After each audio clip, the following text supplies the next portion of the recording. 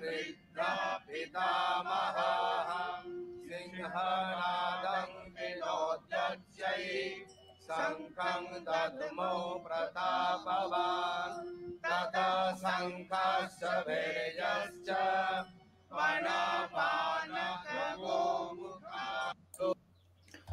নমস্কার, জয় হিন্দ, জয় ভারত, জয় Shrikrishna.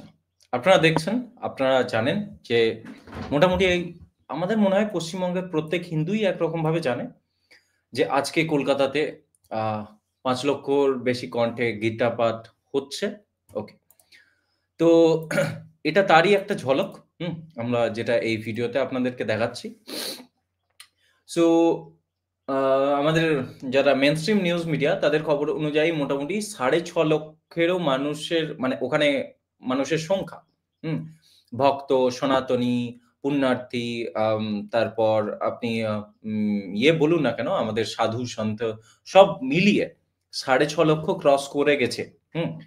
So already এটা শুনতে পাচ্ছি এবং আপনারা দেখতে পাচ্ছেন এতে মোটামুটি আপনারা জানেন যে কোনো জায়গা থেকে গাড়িতে করে গাড়ি পাঠানো নয়, লোকজনকে ভর্তি করে পাঠানোর ব্যাপার নেই যে কোনো জেলা কোনো ব্লক থেকে এতগুলো গাড়ি যেতে হবে। যেমন ভাবে 21শে জুলাইয়ের মঞ্চতে যেভাবে পাঠানো হয়, যে কোনো ডিম ভাতের ব্যাপার নেই, কোনো আলটিমেটাম দেওয়া নেই যে এতগুলো পাঠাতেই হবে। বাট তারপরেও সনাতনীরা, ভক্তরা এখানে এত সংখ্যায় পৌঁছেছে এবং একরকম বলতে পারেন কলকাতা আজকে ভগবাময়, মানে হচ্ছে যে গেরুয়া রঙে রঞ্জিত হয়ে গেছে, যেভাবে আমাদের ভিডিওর ব্যাকগ্রাউন্ড। ওকে, সো এই হচ্ছে আজকের ব্যাপার, যেখানে অনেক থেকে সাধু সন্ত থেকে শুরু করে আমাদের বাগেশ্বর ধাম বাবা থেকে মানে ধীরেন্দ্র শাস্ত্রী থেকে শুরু করে বহুজন এখানে উপস্থিত আছে। গীতা পাঠ তো চলছে। ইন্টারেস্টিং ব্যাপার হলো এটাই যে এখানে আমাদের মুখ্যমন্ত্রী মমতা ব্যানার্জিকেও ইনভাইট করা হয়েছিল। মানে অর্গানাইজারদের তরফ থেকে মুখ্যমন্ত্রীকে ইনভাইট করার পরেও মুখ্যমন্ত্রী পৌঁছাননি। ঠিক আছে, মুখ্যমন্ত্রী এখনো অবধি তো পৌঁছায়নি। অবভিয়াসলি যদি পৌঁছানোর হতো তো তাহলে পৌঁছে যেত, বাট এখনো অবধি যা খবর পাচ্ছি তাতে উনি পৌঁছাননি।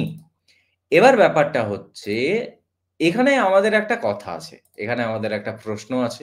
আমাদের বলে নয়, মানে আমার মানে ব্যক্তিগতভাবে কোনো প্রশ্ন নেই, আমাদের বলতে আমাদের সমস্ত দর্শক, সমস্ত পশ্চিমবঙ্গের মানুষ, মমতা ব্যানার্জির যারা ভোটার্স, ইভেন যারা পশ্চিমবঙ্গের বাসিন্দা, তাদের একটা প্রশ্ন আছে। যারা হিন্দু, যারা সনাতনী, তাদের একটা প্রশ্ন আছে। 5 লক্ষ কণ্ঠে যে গীতা পাঠ হচ্ছে তাতে উনাকে যে আমন্ত্রণ করা হলো তাতে উনি পৌঁছালেন না, সেটা বুঝলাম। ঠিক আছে, তো তাহলে আমি জাস্ট একটা কথা জানতে চাইছি যে প্রতি বছর রেড রোডে যে নামাজ হয়, সেই নামাজে তো ওনাকে ইনভাইট করা হয় কি না হয় আমি জানি না। আমার জানা নাই যে ওনাকে ওখানে ইনভাইট করা হয় কি হয় না, নাকি নিজে থেকেই যান। কিন্তু ওখানে তো উপস্থিত হতে কোনোদিন বা কোনো বছর মানে ওনাকে দেখিনি যে উনি উপস্থিত হননি, কোনোবার বিরত থাকেননি ওখানে পৌঁছানো থেকে।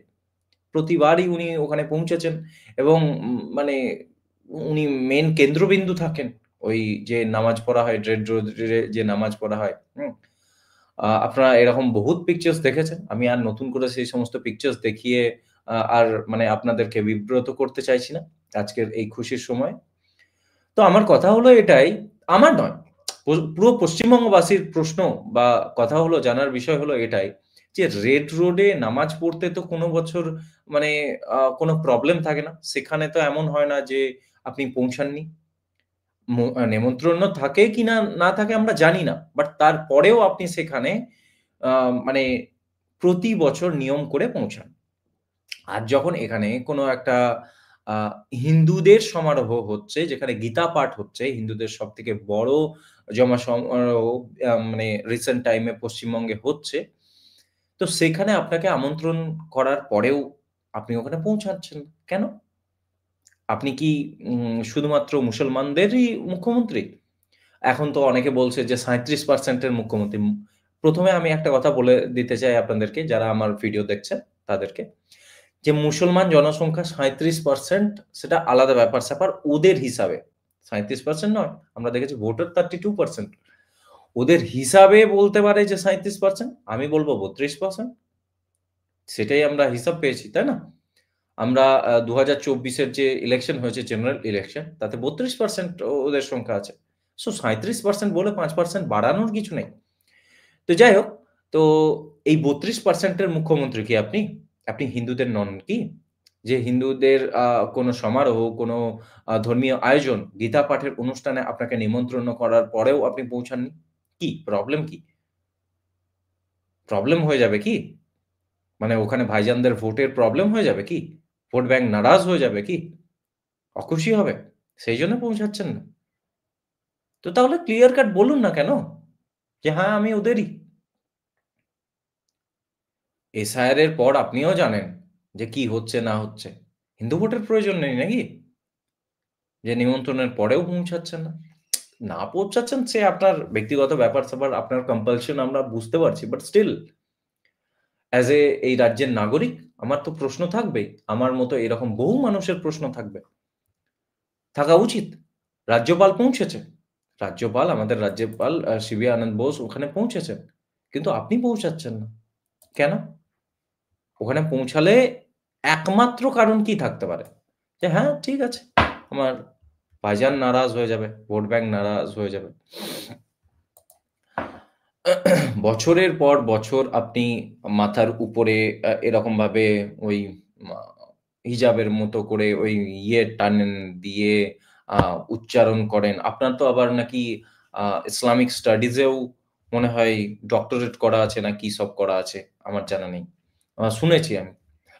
তো আপনি তো আ ওখান থেকে রেড রোড থেকে বা অন্য জায়গা থেকেও আপনি বলেন যে, "ये जो गंदा धर्म है" হ্যাঁ? "ये जो धर्म है गंदा धर्म" হিন্দু ধর্মকে তো গন্দা ধর্মও বলেন আপনি। হুম? আপনার এমএলএ সরি আমরা হ্যাঁ, আপনার এমএলএ, আপনার ডান হাত আপনার ববি ভাই তো বলে যে, "যারা ইসলামে জন্মায়নি তারা হচ্ছে অভাগা।" তো সেইসব তো ঠিক আছে।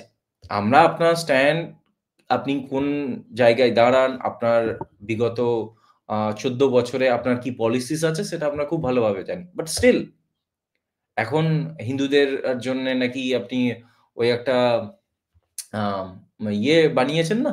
ওই জগন্নাথ মন্দির বানিয়েছেন আমাদের দীঘাতে। তারপর আপনি নাকি ১,১০,০০০ করে পুজোতে দিয়ে নিজের নাকি সেকুলারিজম মেইনটেইন করার ব্যাপার করছেন নাকি নিজেকে সেকুলার দেখাতে শুরু করেছেন। আপনি তার জন্য নাকি সো কল্ড আপনার ওই রেবেল এমএলএ হুমায়ূন কবিরকে বাদ দিয়েছেন দল থেকে। এই যে সেকুলারিজম মেইনটেইন করা, এই যে হিন্দু ভোট নেয়ার যে ব্যাপার-স্যাপারটা এখন রিসেন্টলি শুরু করেছেন, যেভাবে এতদিন ধরে হিন্দু ভোটকে গ্রান্টেড রেখেছিলেন যে কিছু 10%, 15%, 20% হিন্দু তো ভোট দিয়েই দেবে। এবার তো আরো দরকার পড়ছে না? তো সেখানে আপনি এই যে এই ব্যাপারটা দেখাচ্ছেন আজকে যে এই এত কিছু হলো, হুম? তাতে আপনি যে পৌঁছালেন না, তো তাতে আপনি তার মানে ক্লিয়ার সন্দেশ দিচ্ছেন যে ঠিক আছে ভাই, আমি মাঝে, মাঝে একটু সেকুলারিজম দেখানোর জন্য এটা ওটা নাটক একটু করলাম ঠিক আছে। কিন্তু আসলে আমি ওদেরই মুখ্যমন্ত্রী। এটা ক্লিয়ারলি বললেই হয়। প্রশ্ন তো আমাদের থাকবেই। ইভেন এই রাজ্যের প্রত্যেক জনতার আপনার কাছে প্রশ্ন থাকবে। যে আপনি যদি রেড রোডে নামাজে উপস্থিত হতে পারেন, তো তাহলে আপনি এখানে কেন উপস্থিত হচ্ছেন না? এটাই প্রশ্ন। তো এই ভিডিওতে এতটাই। জয় হিন্দ, জয় ভারত, জয় শ্রীকৃষ্ণ।